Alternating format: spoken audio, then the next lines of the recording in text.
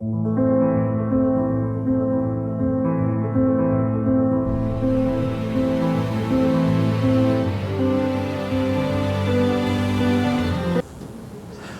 morning. Okay, buckle up. So, I'm going to try as best as I can to go over everything I've done so far. Okay? Yeah, uh-oh. Okay.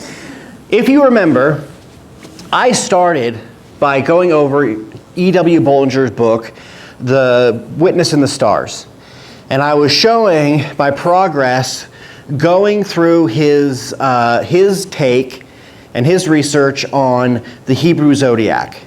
And that Hebrew zodiac has in it the message of the coming Messiah. That message was interesting because in it is also symbolically captured two elements of the Old Testament. One, you have the icons of the original tribes in the zodiac. You have the head of a man, the head of a bull. You have the head of Scorpio, which has also been interpreted as the bird. And around the tribe, you also have all the other zodiac symbols showing this picture of a message in the stars and the organization of the tribes. Now, it gets crazier because inside the tribes is the tabernacle, and inside the tabernacle are cherubim and seraphim. And these cherubim are a little bit complicated because you get both images sometimes, but the seraphim are pictured having the head of a bull. You have a head of a man, head of a bird, and head of a lion, which also mirrors the zodiac and the tribes. Okay? And when I finished that one, I said, I don't know what it means. Well, I figured it out. Okay, so this is what's called the symbolic world. This idea that in the stars is a message that's mirrored within the people of Israel, within the tabernacle, is what's called in mathematics a fractal. Now, if you've never seen a fractal image, it's kind of like in the 90s when you had those Magic Eye pictures, and how fractal is more mathematic than that. You can find it on YouTube. What it is it starts as a picture and it zooms in, and eventually, like a kaleidoscope, that original image reappears as you're zooming in and zooming in until you get this repeating zooming pattern, right? This is what's happening in the symbolic world of the Old Testament. Okay. Then, I also went into what's called re-enchantment. Remember when I talked about fairy tales and story structure? In the Old Testament, you also have this idea that you have to understand how story structure works in order to understand what's going on in the Old Testament. I talked about re-enchantment. And re-enchantment is this effort in Christianity right now to do what Tolkien and Lewis said they were trying to do with their stories, is to sort of reinvigorate the imagination in regards to our sacred texts. Narnia tried to do this. Lord of the Rings tried to do this. Lewis tried to do this with other works like his sci-fi trilogy. He tried to do it with the Screw Tape Letters, and I think they succeeded pretty good. Now, enchantment is a part of that fractal structure within symbology that we were talking about with the message in the stars. Because there are certain things that we in American Christianity have known for a long time truthfully, but there are gaps in our narrative that we have missed that have made a lot of things mysterious. Now, this word mysterious is it's a generous term. What it's really done is it's made us dumb. So we have, for the longest time in American Christianity, since our founding, have had this notion that there are mysteries in the Bible that we're never supposed to know. Now, I've had the problem. Okay, we'll go back to my history in a bit. But I've had the problem with that Christian teaching and the word divine revelation. If the Bible is God revealing himself, or if the Bible is the record of God revealing himself, why would he only reveal part of himself and record that? You would, if you were going to keep yourself hidden, you wouldn't even bother recording it. You would have the Muslim problem. So 5 or 6 years ago, a group of 2 Islamic scholars got together, and they thought that what they were going to do is they were going to challenge the idea that the Quran is perfectly preserved. So what they did is they went in all these different regions of the Middle East and started collecting their Qurans. They started buying them off the shelf, collect them, and they found out they are not even close to identical. Their translations are so far off that this is what has been called the Islamic schism of happening now. That many, many Western Islamists and Muslims are leaving their faith because this one idea that the Quran is perfectly preserved has been debunked. It's not word-for-word translation. It's exactly the opposite. Depending on which region you get a Quran from, the words change the meaning of the entire story. Now, here's where it gets spicy. Is because ever since the canonization and the politicization of the church with Constantine, Christianity has had the same problem. Our translations haven't been altered to the degree of Islam, but there have been changes that don't change the way we see Christ or the sacrifice, but it has changed how we see the Old Testament narrative. There are specific people in history, church fathers for the Catholics and some Orthodox, even Luther, were taking an effort to they were trying to pull Jewishness out of the Bible. This ties into my history because ever since I've been a kid and I've been in church, I have encountered these distortions within the Christian message, and each one of them that I come across eventually gets toppled. You had say the prayer and then you're saved. You have the rise of the Reformed movement that kind of rejiggers Calvinism.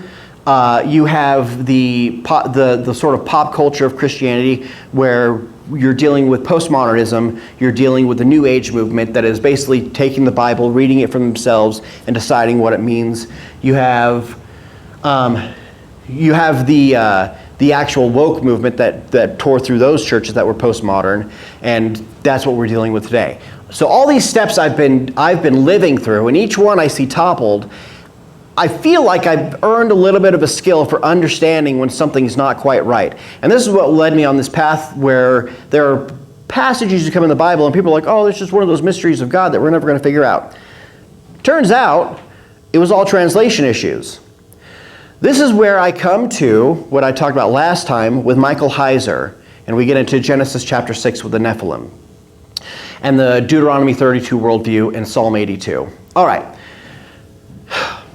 What we're going to do today is I'm going to give us a quick run through of from Genesis 1 through Noah, or through the Tower of Babel, to give you this idea of a Deuteronomy 32 worldview, and then we're going to end in Revelation chapter 12.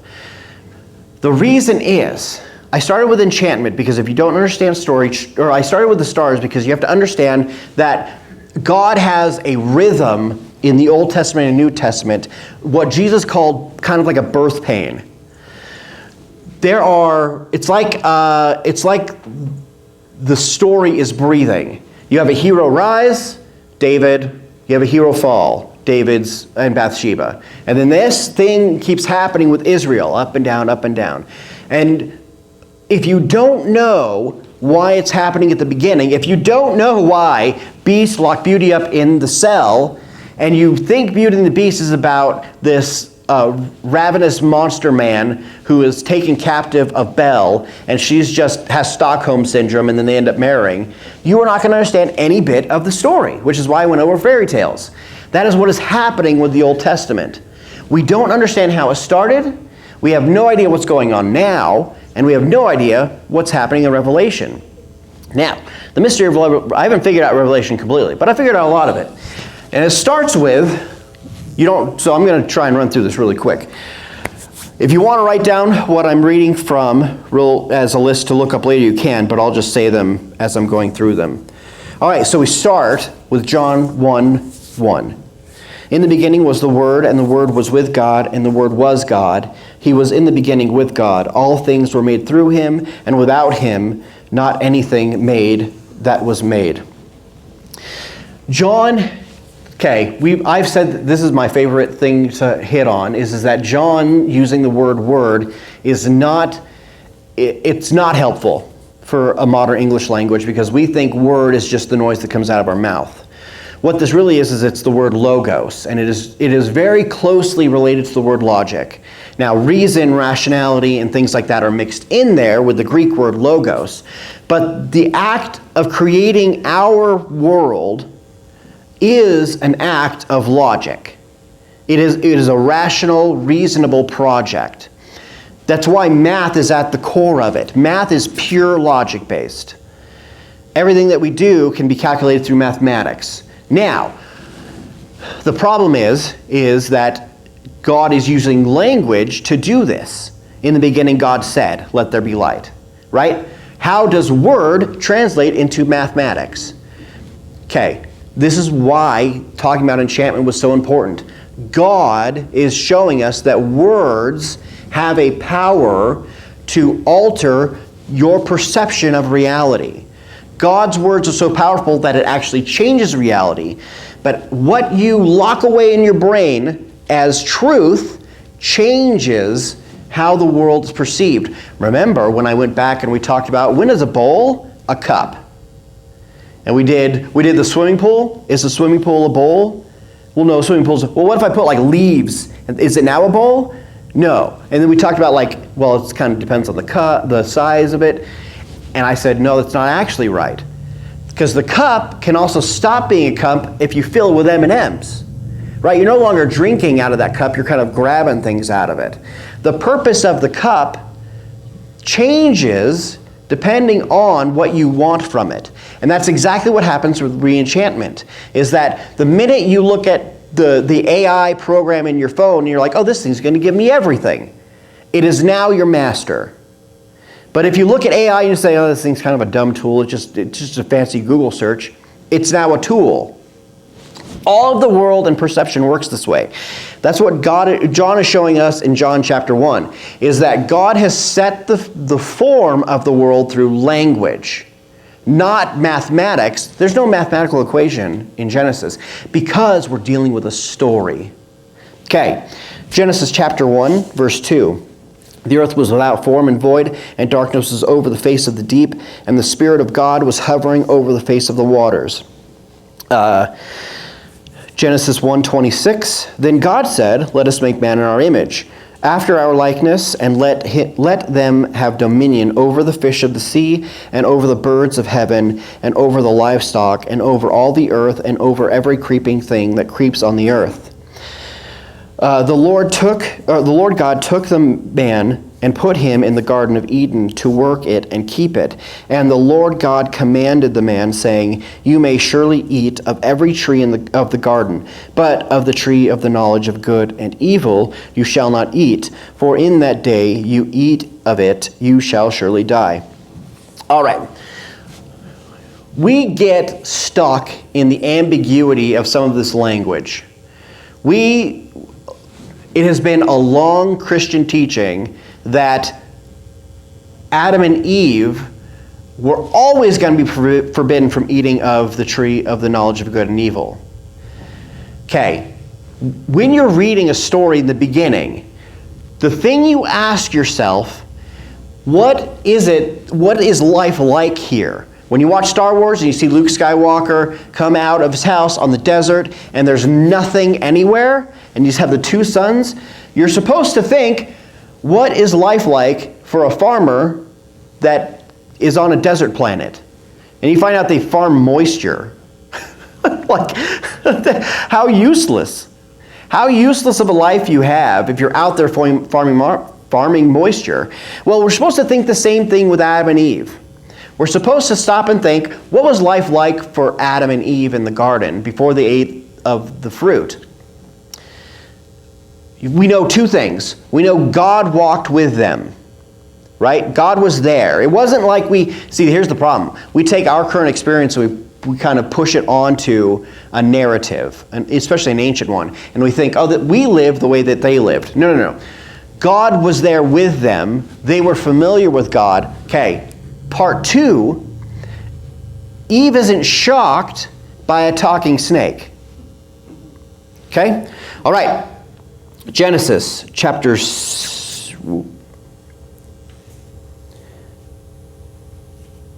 We're going to skip a little bit ahead to Psalm 82, verse 1. This is the beginning of this Deuteronomy 32 worldview.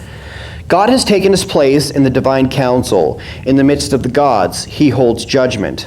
All right. In order to understand this narrative, you really have to dig into the Hebrew. This word Elohim has classically been misattributed as a name of God. No. It's a name of a realm, or a being that lives within a realm. So remember when we went through, very briefly, when we were talking about Enchantment, we went through Tolkien's essay on fairy stories. And he talks about how your imagination and the images you get for imagining, they kind of live in this place called fairy. Right? The word Elohim is the same for these sort of spiritual beings.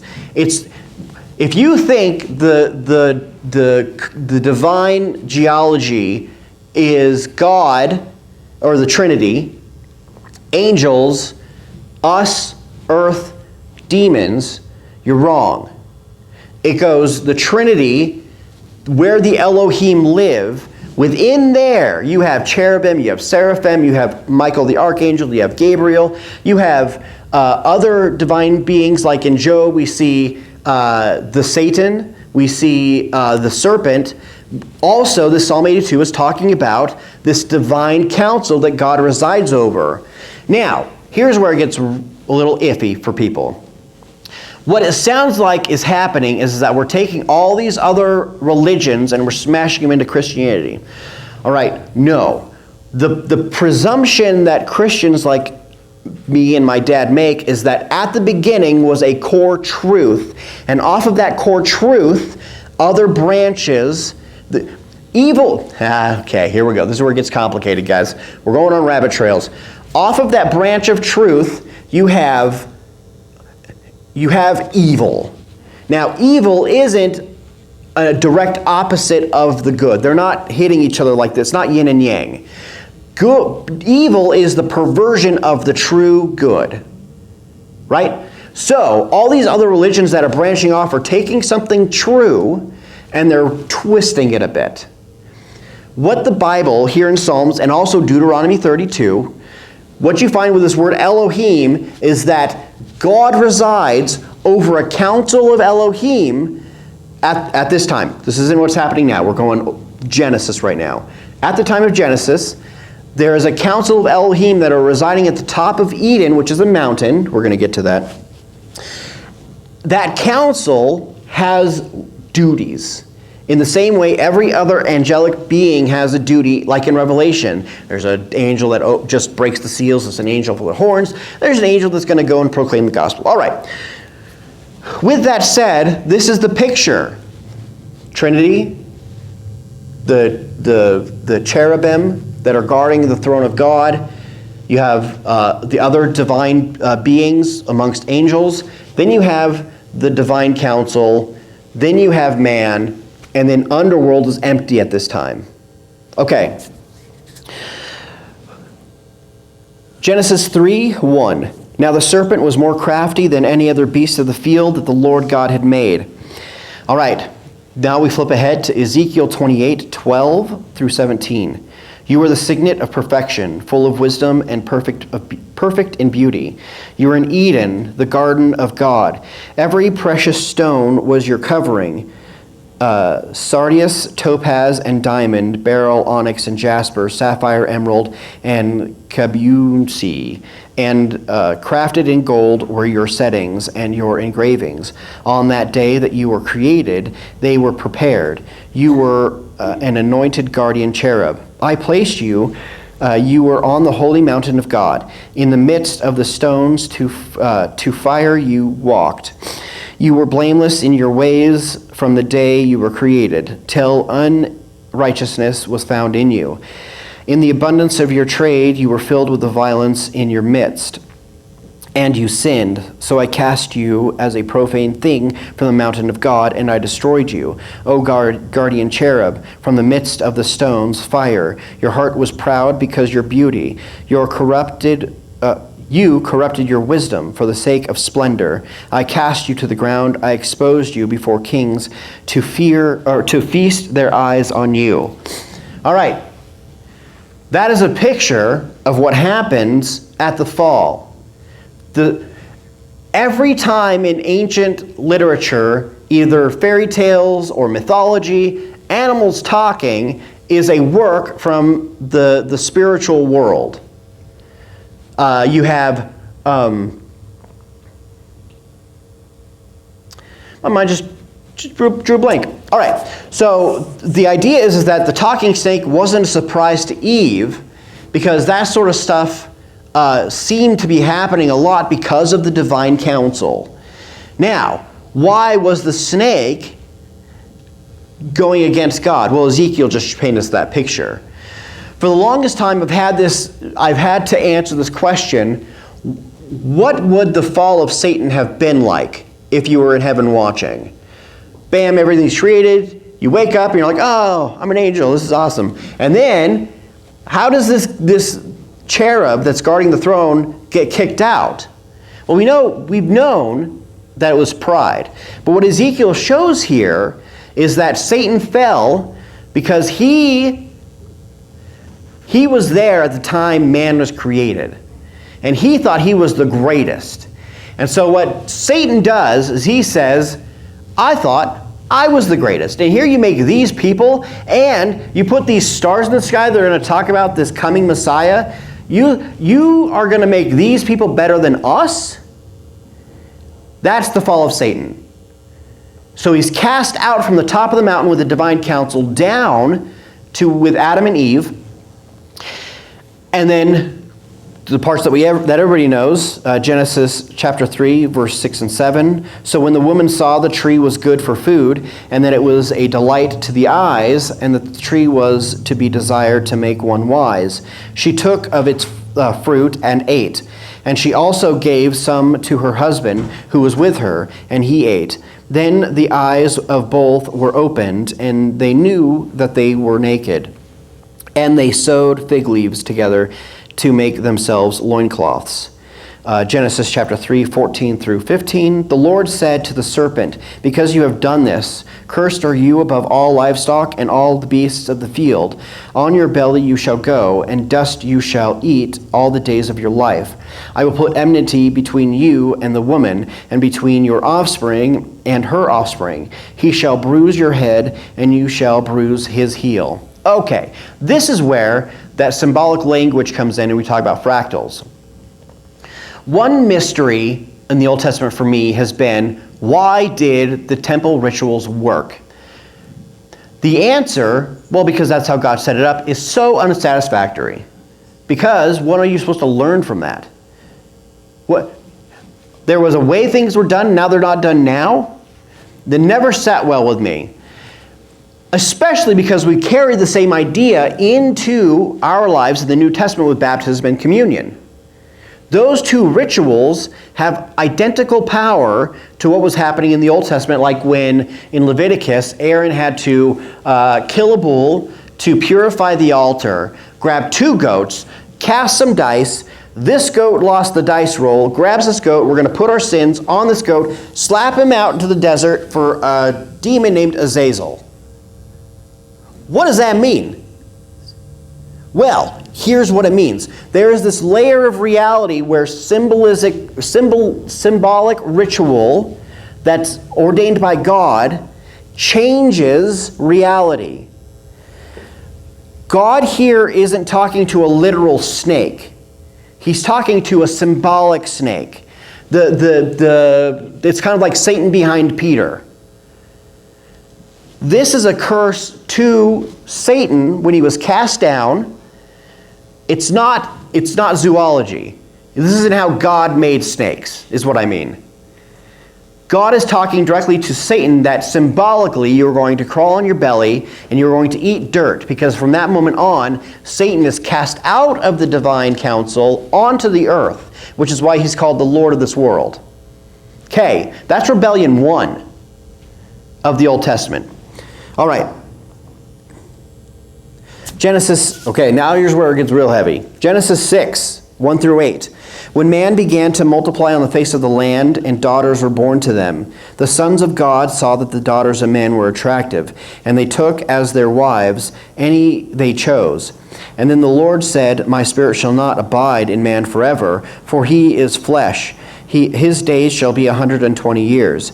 The Nephilim were on the earth in those days, and also afterwards, when the sons of God came into the daughters of man, and they bore children to them. These were the mighty men who were of old, the men of renown. The Lord saw that the wickedness of man was great in the earth, and that every intention of the thoughts of his heart was only evil continually. And the Lord regretted that he had made man on the earth, and it grieved him to his heart. So the Lord said, I will blot out man, whom I have created, from the face of the land, man and animals and creeping things and birds of the heavens. For I am sorry that I have made man. But Noah found favor in the eyes of the Lord. 2 Peter 2, 4 through 6. For if God did not spare the angels when they sinned, but cast them into hell, and committed them to chains of gloomy darkness, to be kept until the judgment, if he did not spare the ancient world, but preserved Noah, a herald of righteousness, with 7 others, when he brought a flood upon the world of the ungodly. All right. Nephilim. The problem everybody has is how do spiritual beings reproduce with people? When we're dealing with problems like this, you have to work out in both directions what it means. What does it mean? What does it tell us about the spiritual beings? What does it tell us about what we're living with today? If the spiritual beings are able to manipulate, mind control, possess. If you want to go super sci-fi, you could say they manipulated the DNA of the women. The problem is, I should have quoted this. The problem is that in 1st or 2nd Corinthians, the problem of head covering. Remember when we talked about head covering for women? And I said that it seems like it's based off of an old Greek medical study that thought that women's reproductive organs were in the hair. Well, it sounds crazy. Here's why it sounds crazy. It's because Paul isn't concerned about the scientific data of what's being said. He cares about the pragmatic spiritual data. What he's saying is, women, cover up the parts of you that are going to tempt the Nephilim to do what they did again. Do you understand what I'm saying? Paul agrees with this idea that the Nephilim caused the flood through producing a terrible offspring with women. Now, we get all heebie-jeebie with it because we're like, well, does that mean I'm going to get impregnated by a demon like the Aliens movie and something's going to punch out of my stomach? No, I don't think so. I'm going to show that later. Things are different now. Things have changed since the crucifixion. What this does mean is that we do have to start considering what we're dealing with in this world. It's not people versus people. There are 2 other forces going on. There's angels and God, 3 other forces. You have the Trinity, you have angels, then you have these demonic fallen angel beings. Now, Peter makes a pretty important claim here. Or no, 2 Peter. For if God did not spare the angels when they sinned, but cast them to hell and committed them to chains of gloomy darkness and kept until the judgment. If all the demons were chained up at the flood, why do we still have problems? And who was Jesus casting out into the pigs? All right, this is actually a really simple solution. We're dealing with two entities. It seems as though the ones being chained away are different than what is being dealt with by Jesus and the disciples when they cast out demons. This goes back to what I said about there are different types of Elohim, Elohim. I combined my two words. I did a Winnie the Pooh. Okay. The Elohim are not a thing. It is a multitude of beings within a realm, the spiritual world. Even though at the flood, there were... Okay, let me back up. The divine council, some of the members rebel around the flood, and they start having kids with women. As a punishment, God floods the earth, kills those kids' spirits are locked away. The divine council that caused it is still in the divine council. How do we know this? Job chapter 1. And Satan and the sons of God went to God, and they brought an accusation of Job. What do you do with that before all this Deuteronomy 32 stuff? What do you mean Satan and the sons of God can just walk into heaven? I thought evil couldn't be in the presence of God. Okay, I'm not saying no, but I'm saying we haven't understood the full picture. What we have here is more like what Lewis describes in Narnia, when the White Witch comes to Aslan to accuse... Oh man, I was going to say Pippin, but that's Lord of the Rings. Edmund. Accuse Edmund. That is the picture. See, once the fall happens, all of God's creation, including heaven at the time, it's not good anymore. Which is why we need a new heaven and new earth at the end in Revelation. Okay. Those spirits of the Nephilim are locked away. So why does it say in Genesis after the flood, or before the flood in Genesis chapter 6, that they were there during the flood and there afterwards? Okay, the divine council is still in place. If we look to the rest of mythology, we have a candidate for how this is happening. How are the Nephilim continuing on after the flood? Okay? Every ruler outside of Israel thought they were gods. Egypt, you have every pharaoh is trying to organize their land according to their godship. This is the only difference is Israel. All nations thought this at the time. It seems as though the divine council is still doing their shenanigans after the flood with the Nephilim. All right.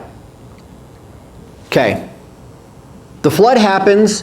Noah and his family emerges. And then things start going bad pretty quickly. Everyone is starting, his sons are becoming kings of nations. Those nations are rising up. But then they select a new king to rule over them. Enter Nimrod. And we have Babylon. And Babylon's great crime isn't building a tall tower. Babylon's great crime is to reach the stars where that message of the coming Messiah is and change it. The Babylonians were famous for their astrology and their magic. So what they did at the top of the Tower of Babel is they created a new star chart. And this is where our current zodiac comes from. The idea that you can look at the stars and determine what your attitude is going to be for the day, is Babylonian. That is the sin of Babylon, is that they all gathered together and uniformly decided they were going to recreate the world. And that has been the drive for every world empire birthed out of Babylon afterwards ever since. You have Nebuchadnezzar, you have the Persians, or you have Egypt, you have the second Babylon, you have Alexander the Great, all the way up to Hitler. The whole point that Hitler was trying to do was gather all the magical objects so that nobody would have the power to overthrow him when he goes and reforms the world to the supreme Aryan race, the Übermensch. Okay. I got a little ahead. Okay. The flood. Okay, let's skip the flood because I just said it. So Deuteronomy 32, 8 through 9. When the Most High gave the nations their inheritance, when he divided mankind, he fixed the borders of the peoples according to the number of the sons of God, but the Lord's portion in his people, Jacob, his allotted heritage.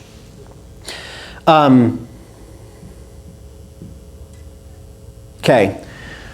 Flood happens, or Babel happens, everyone gets a new language. Then their language is allotted to a member of the fallen divine council. Baal, Ra, every ancient mythological god now is over a nation. God has distributed them that way. It is not just language. The language was to disrupt them from organizing all the divine council together so they don't do Babel again. You guys are not going to rewrite the message that I put in nature of the coming Messiah that's going to fix everything. No. Instead, you're going to be under these guys that you like so much, and they're going to tell you what to do. Turns out what they're going to tell you to do is just keep sacrificing yourselves for better crops. That's what we had with the Mayans. You go to the Mayan jungles, and you can literally pick up just soil with bones in it. There was one estimation that in a single day, the Aztecs would sacrifice 10,000 people to their gods. Just in one day. So, just like in the Old Testament, when God gave Israel up to their false idols, God gave up the remaining nations of Babel to these gods. Now, what I'm proposing is crazy because I'm not saying the statues carved are empty. I'm saying these beings exist. Now it sounds crazy, but how do you account for pharaohs, magicians, matching insufficiently Moses' miracles? How do you account for Elijah calling down fire? How do you account for Jesus casting out legion? How do you account for most of the miracles in Acts where they're casting out demons? You know what I mean? There has to be, this is re-enchantment. If you have a problem with saying that Baal is a real thing and he has real power, that is an evidence of a disenchanted life. What you've done is you've bought into the flattening of the world that science does, and you think that all the world is just numbers and chemicals, just colliding together, making emotions. That's what the world is. It doesn't really matter what a cup is. It doesn't really matter what I am. No. You have to open up to something above or even below the disenchanted world. Okay, we're going back to fairy tales real quick.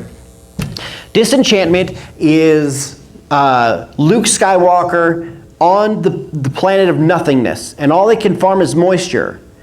Everything is the same, and it's repetitive. He wakes up, checks the moisture farmers, does all this stuff, goes to bed, wakes up, checks, and all he can dream about is going to space to fight the Empire. Okay? I'm going to start using enchanted language. I apologize. I'll try to explain. Fighting the Empire is called a Fairy dream.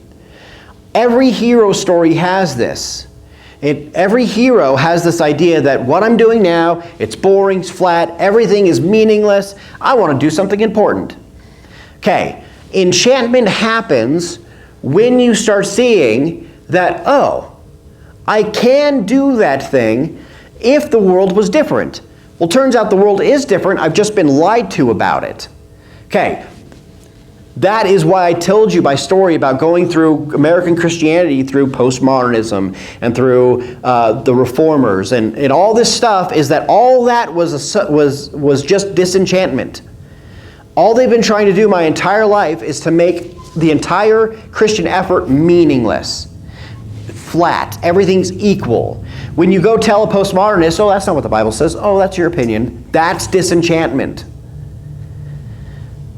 That is also what the other deities in the Old Testament were trying to do. They're trying to make everything meaningless so you'll do anything to make it meaningful. Even slaughter 10,000 people in a day. Okay, I bring this up because that's what we're dealing with now. We don't know the story. We don't think that this evil fallen angel is going to inhabit the statue and do something miraculous to convince these people that it will make their crops better by spreading blood. Okay? We don't give the ancient world enough credit. They knew enough to know that that thing had to prove that it was worth killing my kid. And this is the Abraham story. God, are you sure you want me to kill my kid? Yes. Takes him up the mountain. Okay, you passed. Let's not kill the kid. Right? Abraham knew enough to trust God. The same thing with all the pagans. They knew enough to trust their fallen Elohim to at least do something. The problem is when nobody believes anything. That's a disenchanted world. So, the enchanted world is divided this way. Disenchantment, everything's flat. Enchantment, everything has a true and meaningful high purpose. Perverse enchantment is where it's everybody versus everybody. And everything's about power. Okay. The reason why it's important to understand the Old Testament story, one, if you're not thinking that there's things going on in the background, if you think that the people you encounter are just other people, I don't think you actually understand the Old Testament or believe what's going on. Which means you probably don't understand or believe what's going on in the New Testament. Like all of a sudden, just Jesus starts getting magic powers. God decided now's the time. Magic. I don't think that's how I think that in order for them to have noticed the magic, they would have to, what the Old Testament says, discern the spirits. You have to know which ones are the good and the bad. Well, if you're going through the Old Testament and you're thinking there's like a Satan guy, he's got a couple of friends that kind of go around and they inhabit people, and then the person's strong and runs around naked, and that's a demon possession. No. The problem is the demon possession is also in the AI.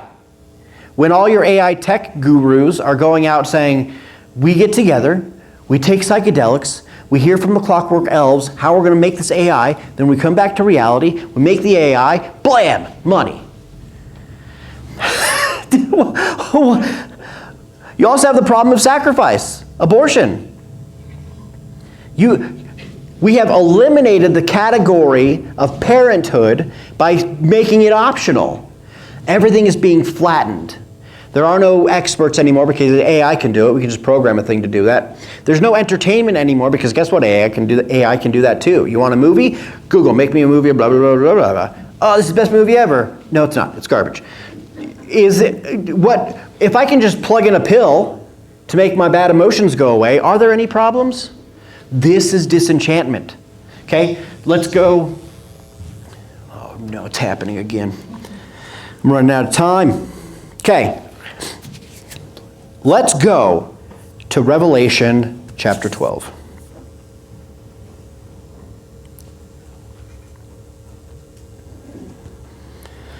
So, when you're going through the Old Testament, re-enchantment, the understanding that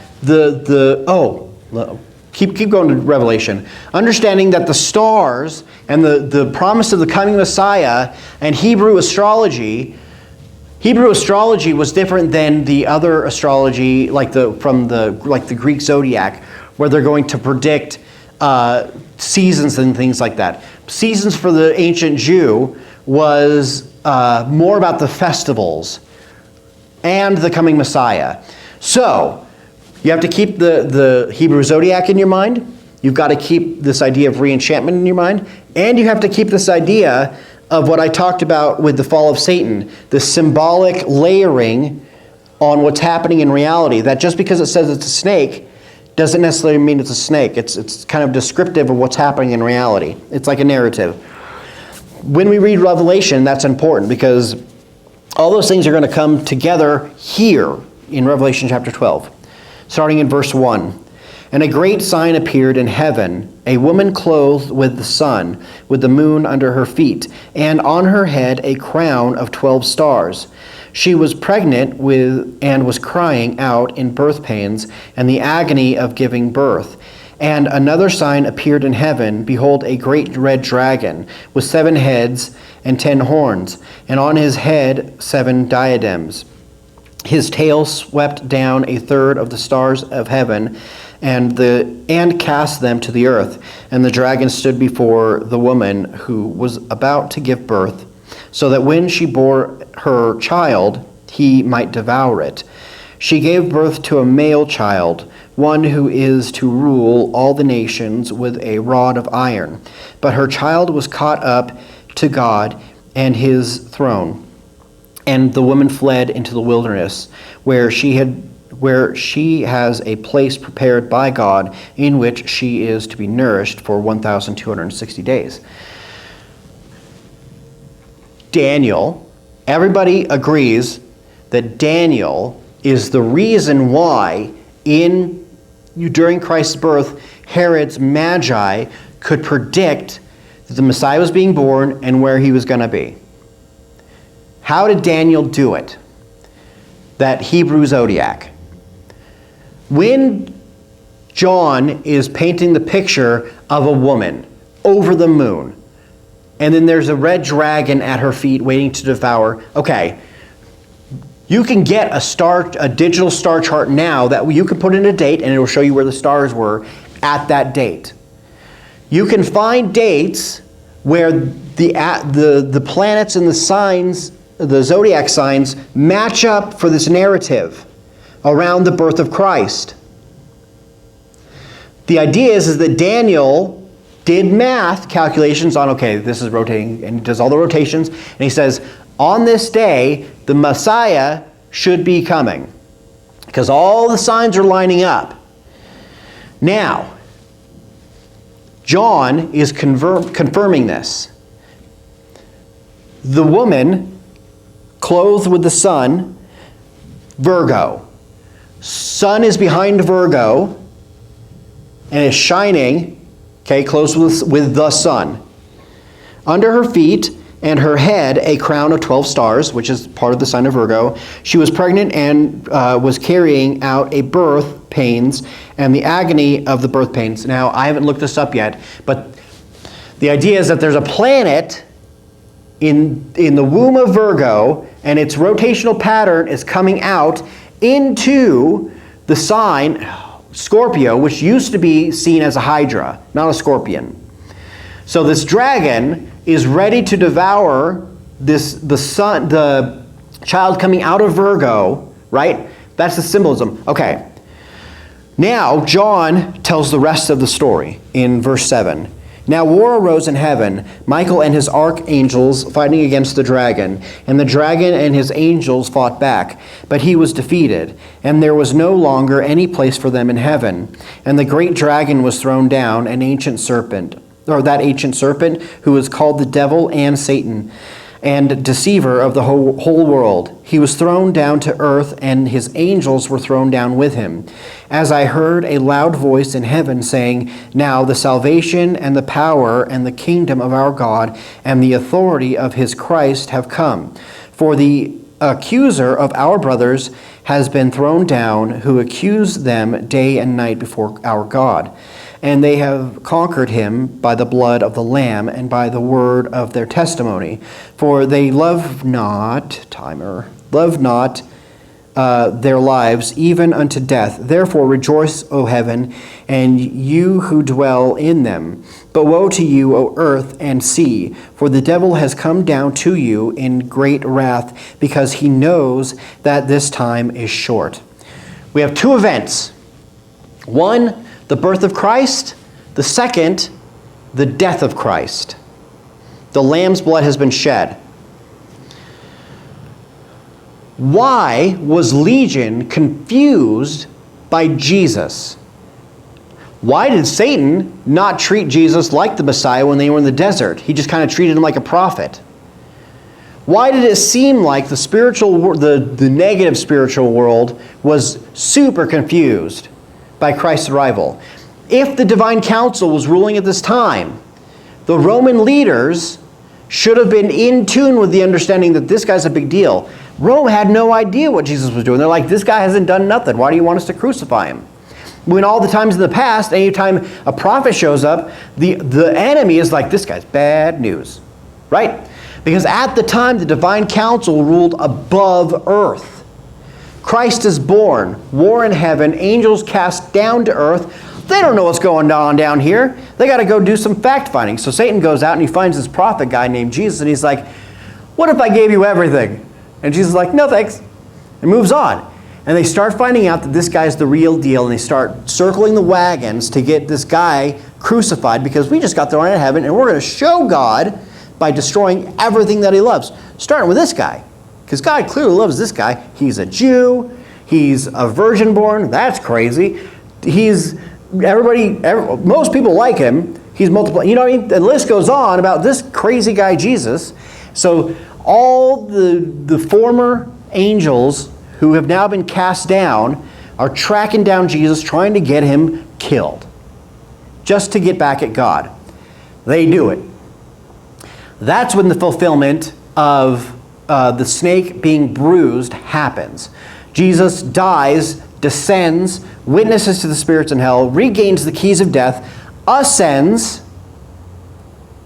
Now they have less power. They don't get to decide where you're going to die or where you're going to go when you die. They're not going to put you in Sheol anymore. Jesus decides all that. Also, Jesus takes away their ability to just control the nations. They are brought lower. Jesus takes and ascends into heaven, becoming the new ruler, soon to return king of the earth. Problem is, we are trapped down here with them. They're not done yet. Okay? Oh man, 5 minutes. All right, let's slam it. Okay, they're not done yet. This is where the Gnostics were right. This is a prison. The problem is it's not a prison for us. It's a prison for the fallen. This is why C.S. Lewis says that we are in enemy-occupied territory, and we have to do everything in our power to recover the captives. Okay? That is why the history is super important. If you think that what we're doing is we're going around and we're battling things from Hollywood's Exorcist, you're mistaken. The devil doesn't care about Latin. The devil cares about truth. In the beginning was the Logos, and the Logos was God, and through the Logos everything was made. This is why belief is such a powerful tool. When you lock something away as true, it changes how you interact with the world. All the fallen want to do is take the true thing and pervert it and make it evil. If you can hold steady to stay true and not be perverted, you're winning. That's the story. The story isn't like the charismatics who want to cast out demons from their cousin the third time this week. Doesn't make any sense. The only time a demon will get into you when you're like, hey, demon, I'm right here. And you let him in, just in the same way you let Jesus in and the Holy Spirit in. The operation is the same. So, that matters today. Everything is upside down. Everything. Truth doesn't exist.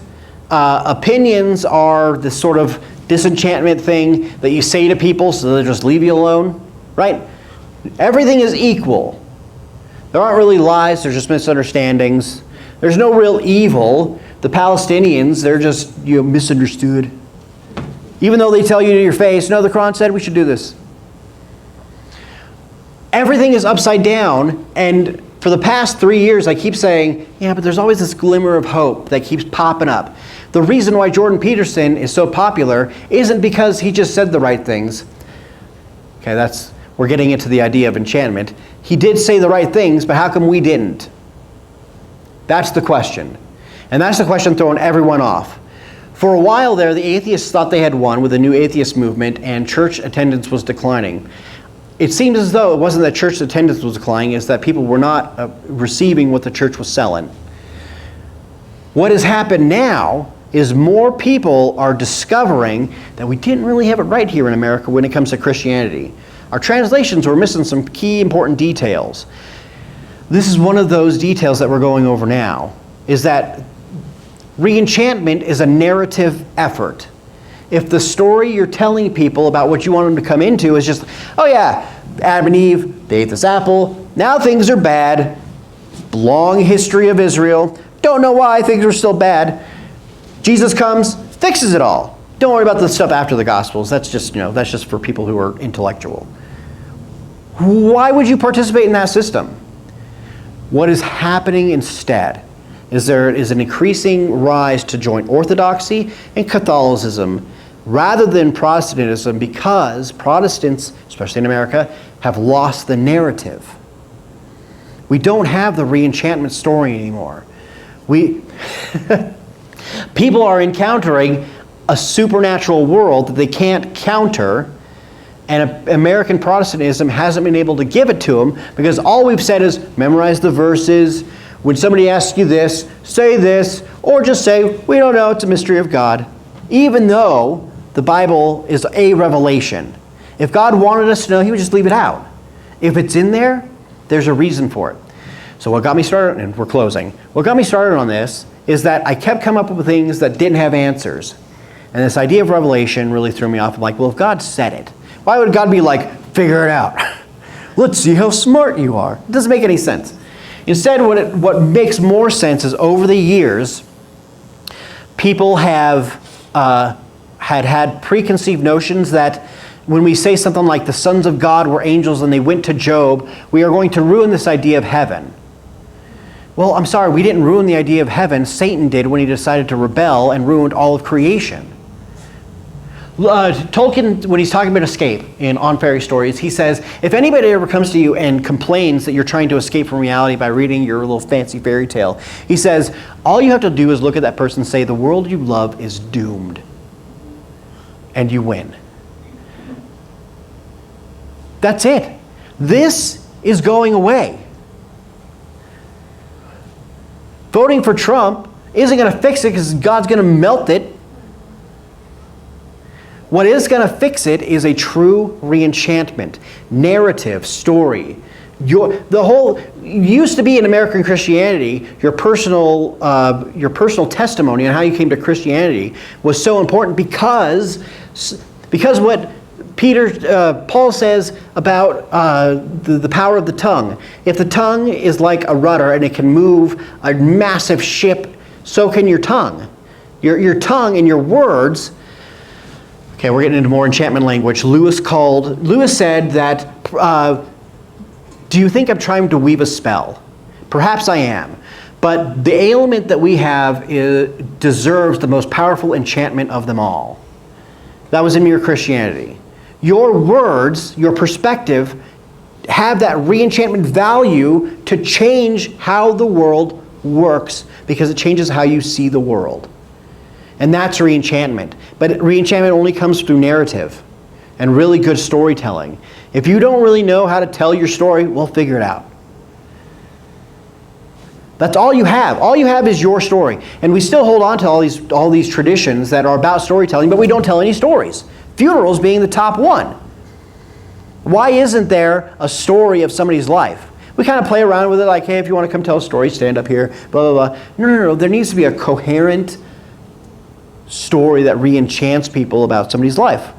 It shouldn't be just biographies. And that's what I've learned over studying all this stuff so far, is that what we're trying to achieve is the pinnacle of re-enchantment. So when somebody, we're out of time. You're not going to win anybody in a disenchanted world by acting nice, because niceness doesn't mean anything anymore. Well, that's just how they live, because they do the same thing with people who are angry all the time. Oh, he's just grumpy, right? Everything's disenchanted. You can't just win people by being glowing, right?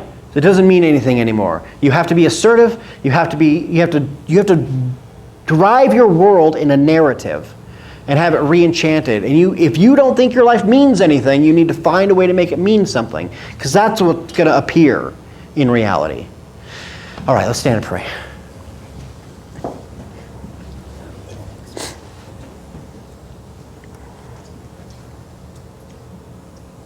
God, thank you for the opportunity this week to crystallize all the things that you've been teaching me for the past 3 or 4 years. And I just appreciate the opportunity to do that, and I would just hope that I didn't fumble enough to make it confusing. Be with us throughout, not just this week, but our lives and the times that we're alone. Help bring that re-enchantment out into the world so that the work can continue. Amen.